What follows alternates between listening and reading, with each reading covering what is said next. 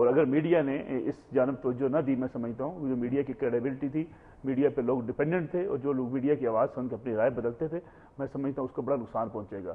جو 2 senior journalist بھی اسلام آباد میں جو سپریم کورٹ میں جنہوں نے کی ہے، سپریم کورٹ سے رجوع کیا ہے، ان کا بھی دیکھیں بنیادی مخصوص ان کی پٹیشن کے اندر بھی بڑی اہم چیزیں ہیں کہ جو سیکرٹ فنڈ ہے اس کو اوپن لایا جائے، میڈیا انفارمیشن منسٹری کا اس کو بند کیا جائے.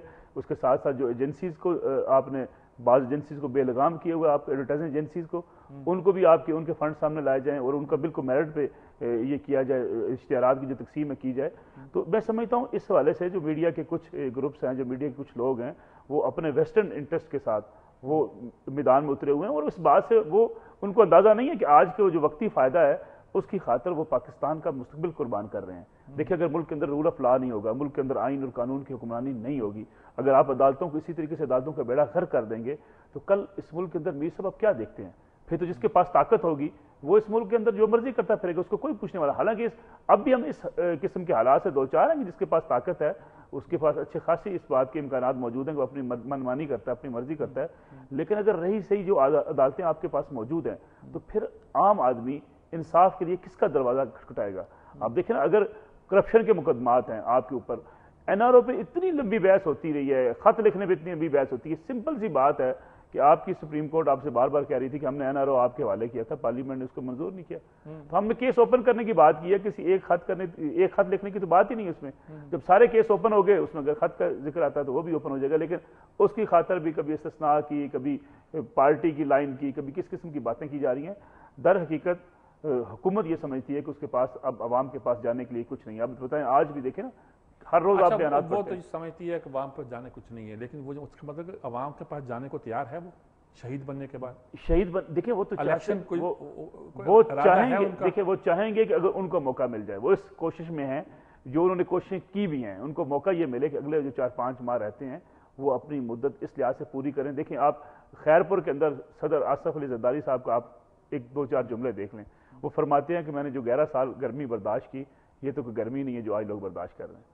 اس کا مطلب یہ کہ آپ انتقام لینا چاہتے ہیں اس عوام سے کہ بھئی اگر جیل میں تھے، حالانکہ آپ بھی پتہ ہے، آپ کو بھی بڑے بخوبی علم ہے جیل کی قسم کی یہ گرمی برداشت کرتے رہے، کس قسم کی سہولیات نہیں میسر تھی، ساری دنیا کے سامنے ہے.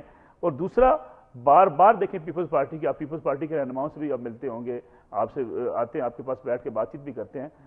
اپنی نجی محفلوں کے اندر وہ ایک بات کا تذکرہ کرتے ہیں. وہ کہتے ہیں جی الیکشن کے قریب جا کے آپ دیکھیے گا بہت سے فنڈز ریلیز ہو جائیں گے، الیکشن کے قریب جا کے ہم بجلی کا مسئلہ حل کر دیں گے، الیکشن کے قریب جا کے گیس کے مسئلے کو حل کرنے کی کوشش کریں گے. اس کا مقصد کیا ہے؟ اس کا مقصد یہ ہے، اور وہ بار بار، میں تو حیران ہوتا ہوں، یہ کھلم کھلا اس بات کا اظہار کیا جاتا ہے کہ عوام کی یادداشت بڑی کمزور ہے. جی ہم جب الیکشن کے قریب جا کے لوگوں کو بجلی دیں گے تو لوگ بھول جائیں گے اس بات کو کہ ان کے ساتھ 4 سال کیا ہوتا رہا، تو لوگ پھر ہماری طرف آ جائیں گے. اور آج کچھ دانشور ایک اور ایجنڈے پہ لگ گئے ہیں. میں بتاؤں آپ کو، وہ ایجنڈا یہ ہے کہ بار بار ایک بات کو لکھا بھی جا رہا ہے اور کہا بھی جا رہا ہے کہ دیکھیں جی کرپشن کی بنا پہ اس ملک کے اندر کوئی فیصلے نہیں ہوتے، لوگ کرپٹ ہوتے ہیں لیکن الیکشن جیت جاتے ہیں. آج بھی ایک بڑے سینئر کالم نویس نے ملک معراج خالد صاحب کی مثال دی ہے کہ ان کے جو مخالف کہا کرتے تھے کہ جی ملک معراج خالد صاحب بڑے شریف آدمی ہیں، انہوں نے اپنے لیے کچھ نہیں کیا تو آپ کے لیے کیا کریں گے. میں سمجھتا ہوں حالات بدل رہے ہیں.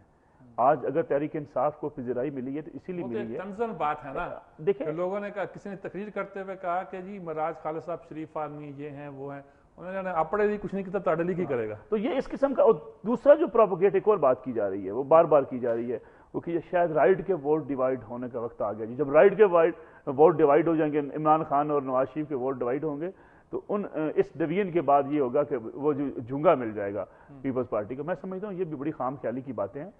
تھوڑا سا میں یہ نہیں کہتا کہ 100% عوام سمجھدار ہو گئے ہیں، لیکن پچھلے اگر 2-3 سالوں میں اگر آپ دیکھیں تو ایک شعور ہے لوگوں میں. نئے ووٹرز ہیں، ینگسٹرز آگے بڑھے ہیں، ٹویٹر پہ لکھتے ہیں، فیس بک پہ لکھتے ہیں، کرپشن کے خلاف بات کرتے ہیں. اب لوگ اس حوالے سے بات چیت کر رہے ہیں. میں سمجھتا ہوں جس قسم کی جو سوچ ہے کہ لوگ اگر جو مرضی کرپشن کرتے رہیں تو حالات ایسے نہیں ہوں گے. میں سمجھتا ہوں ایسے حالات بھی نہیں ہیں. حالات چینجز کی طرف جا رہے ہیں. کتنے آتے ہیں یہ تو انتخابی نتائج پتہ چلے گا. یہ جھگڑا چلا ہوا تھا عمران خان ورسز مسلم لیگ نون، یہ کوئی ہے نہیں کہ اس جھگڑے کو کوئی عجیب ہی ہم رخ اختیار کر لیتے ہیں؟ دیکھیں بنیادی بات آپ نے بھی شروع میں بات کی، بڑی اچھی بات آپ نے کی کہ نواز شریف صاحب نے جو کل کا جو کانفرنس میں کی یہ بات، انہوں نے ایک اچھی بات کی. انہوں نے کہا کہ الزام تراشی نہ ہو. بڑی بات ہے کہ انہوں نے ایک اچھا جسچر دیا ہے کہ الزام تراشی بند. لیکن بدقسمتی ہماری کیا ہے؟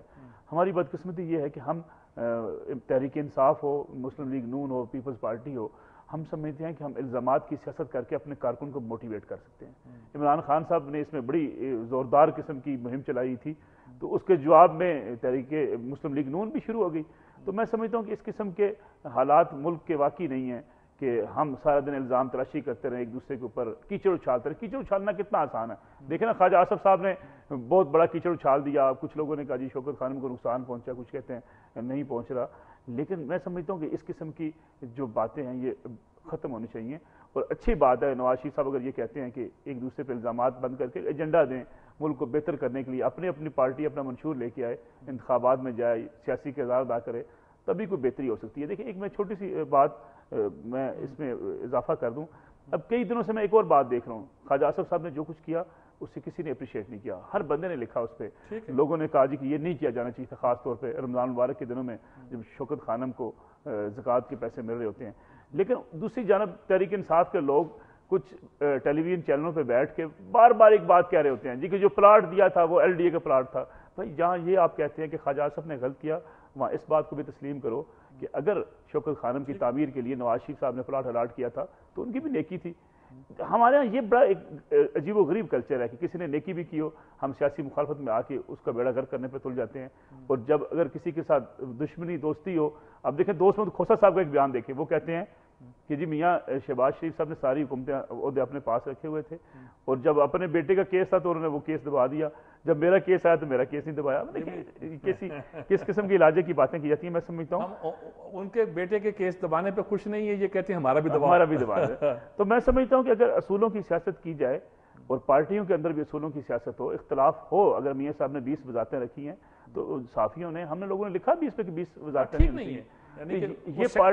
یہ شہباز شریف کا مزاج سینٹرلائز، یہ جو پارٹیوں کے لوگ بیٹھے رہتے ہیں 4 سال جب اپنے مفادات پہ لڑنا شروع کرتے ہیں، میں سمجھتا ہوں یہ اصولوں پہ اگر لڑتے تو شاید ان کو زیادہ اپریشیٹ کیا جاتا. ان کی شاید دلیل یہ ہے، میں نے سنی تو نہیں، لیکن کہتے ہیں کہ میں کس کو بناؤں، بندے ہی نہیں. اب ہیلتھ منسٹر، یہ بھی ان کی بات غلط ہے. ہیلتھ منسٹر بنانے کی بات ہے کہ سعید علائی کو نہیں بنایا، سلمان کیا نام ہے اس کا، میں سمجھتا ہوں ان کی بات غلط ہے. بنیادی مسئلہ ان کا بھی یہ ہے کہ ان کو 5-6 لوگوں نے جو بیوروکریسی کے اندر ہیں بڑے، وہ بھی قبضہ گروپ ہے پورا. ایک بیوروکریسی بھی قبضہ گروپ ہے، بیوروکریسی کے ایک ایسا قبضہ گروپ ہے جنہوں نے میاں شہباز شریف صاحب کو گھیرے ہوئے. وہ سمجھتے ہیں کہ میاں صاحب دیکھیں اگر وزارتیں جاتی ہیں بااختیار وزیر بنتے ہیں تو وہ جو 5-6 کا ٹولہ ہے ان کے اختیارات تقسیم ہو کے وزارتوں کے پاس چلے جاتے ہیں. تو لڑائی میڈیا کے خلاف بھی ہے، بیوروکریسی کے خلاف بھی ہماری. ہاں میں سمجھتا ہوں کہ دیکھیں اس لیے دیکھیں جو اصول اور آئین کی بات، ملک تبھی آگے بڑھتے ہیں امیر صاحب جب قانون، آئین اور اصولوں کا احترام کیا جائے. میں سمجھتا ہوں اگر ذاتیات سے اوپر ہو کے چیزیں کی جائیں گی تب بہتری کی گنجائش ہوگی، ورنہ تو کوئی صورت حال ہے. بہت شکریہ عمر صاحب، آپ تشریف رکھیں. میں ابھی ایک سیگمنٹ ہم کرتے ہیں، اس کے بعد آج کوشش کرتے ہیں کہ فون کالز بھی لینے کی، آپ سے ہی بات کراتے ہیں. میں تو آج روزے میں تھک جاتا ہوں، آپ تازہ دم میں. ایک وقفہ جی، وقفے کے بعد حاضر ہوتے ہیں.